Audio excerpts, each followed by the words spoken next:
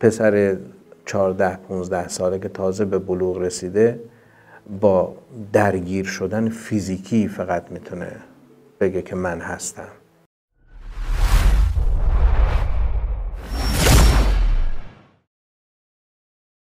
سلام به همراهان چنل سلامت کودک. دکتر کیتس هستم. در این ویدیو پروفسور دانش به عنوان وکیل مدافع کودکان و نوجوانان از آنان دفاع می کنند و از تنها سلاحی که آنان در اختیار دارند صحبت می کنند و در انتهای ویدیو با ارائه راهکاری که والدین و مربیان حتی سیاستمداران برای زندگی آرام کودکان می توانند انجام دهند سخن می گویند. اگه تو هم دوست داری مثل پروفسور دانش وکیل مدافع کودک و نوجوانت باشی، حتما این ویدیو رو تا انتها ببین و نظرات خودت رو با ما به اشتراک بگذار. کودکان ما فداییان ندانم کاری‌های پدران و مادران و مربیان و نظام‌های آموزشی و ساختارهای تبلیغاتی هستند و هیچ وکیل و مدافعی هم ندارند. یک کودک 6 ساله، یک کودک 5 ساله فقط با گریه کردن میتونه بگه که من این نظام شما رو قبول ندارم، من این سیستم شما رو قبول ندارم. تنها سلاح او همینه. یک پسر 14-15 ساله که تازه به بلوغ رسیده با درگیر شدن فیزیکی فقط میتونه بگه که من هستم. یک دختر با گریه کردن، با فریاد زدن یا در شکل حادش با خودزنی میتونه فقط بگه من وجود دارم. شما ببینید فشارهای این نظام بالا به پایین که درش دوستی و محبت وجود نداره کار رو به کجا کشیده در امر تعلیم و تربیت. و کودکان و نوجوانان و نونهالان بدون اینکه یک زبان رسایی داشته باشن، یک کسی اونها رو درک بکنه، یک کسی از موضع اونها صحبت بکنه، اونها رو برای خودشون بخواد، وجود نداره.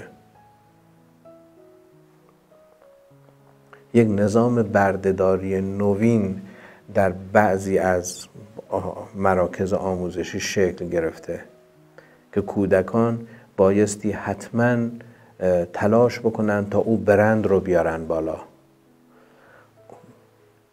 مدرسه فلان موفق شد که مثلا چند تا در مسابقات علمی چند نفر رو به رتبه فلان برسونه. این بیگاری از کودکانه.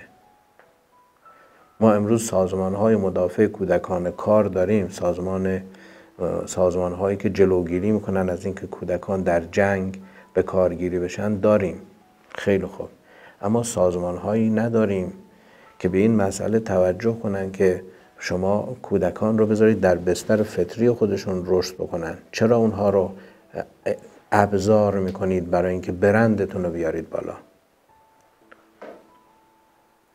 و متاسفانه از ساختارهای آموزشی این مسئله پاشو فراتر گذاشته. امروزه به وبلاگ‌ها و به فضاهای ارتباطی هم کشیده شده.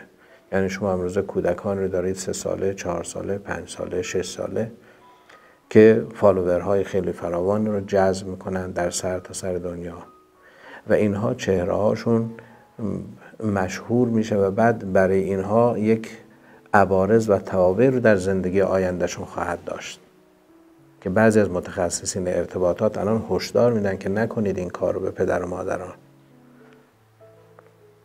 باز هم میبینیم کودکان در عصر ارتباطات مورد بیگاری قرار میگیرن. بیگاری سفید. و این یک اشتباه بسیار بزرگ هم در نظام آموزشی، هم در نظام تربیتی، هم در نظام ارتباطی، هم در روابط خانوادگی. و کودکان اونطوری که باید شاید در یک بستر فطری قرار نمیگیرند. امروزه اندیشمندان مستقلی که در سرتاسر دنیا کار میکنن و تلاش میکنن تونستن که یک مدارسی رو شکل بدن، مدارس بسیار پیشگامی رو که کودکان در بستر فطری خودشون حرکت بکنن و در بستر فطری خودشون آموزش ببینن. بودن در کنار همسالان و بهره بردن از فضای طبیعت، اون هم با چاشنی مهر و محبت، بهترین آموزش و رشد در بستر فطری کودکانمونه که اونها بهش احتیاج دارن.